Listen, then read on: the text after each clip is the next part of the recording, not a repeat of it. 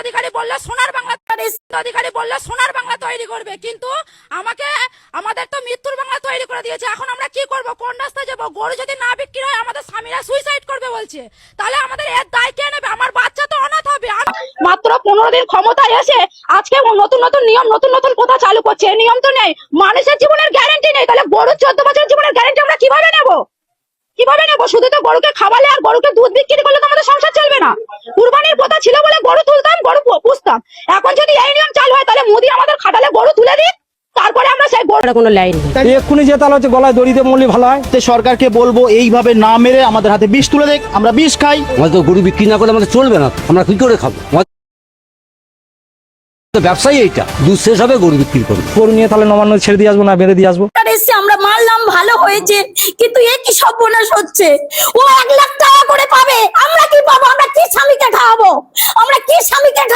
বেচাকেনা তো হয় না, আসছে না, পার্টি তো আসছে না, বলছে গো মাতাই হবে না। তাই এক্ষুনি উপায় কি?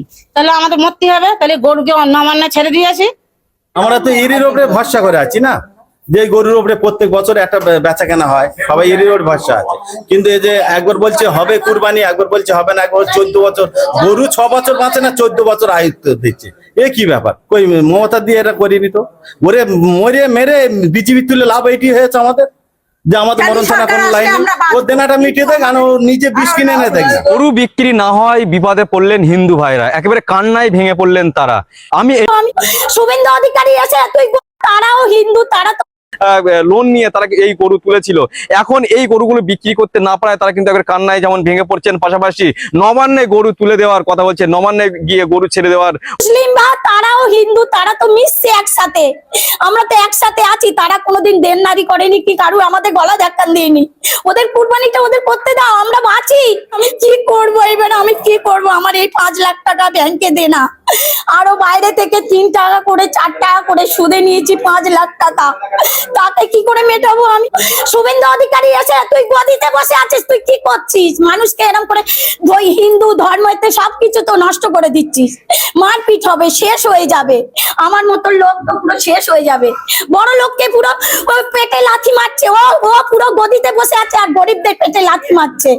আমাকে নিয়ে যেতে বলো, গুলি টানতে বলো, এসে ফাইল টানতে বলো, গুলি এসে টানুক।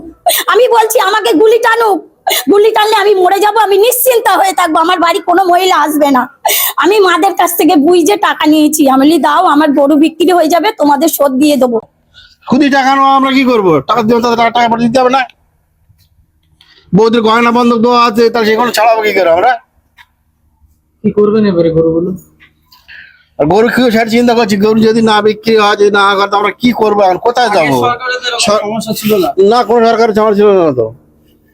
আগে তো আসতাম, আমার ব্যবসা করছি আজ ধরো 18 20 22 বছর ধরে ব্যবসা।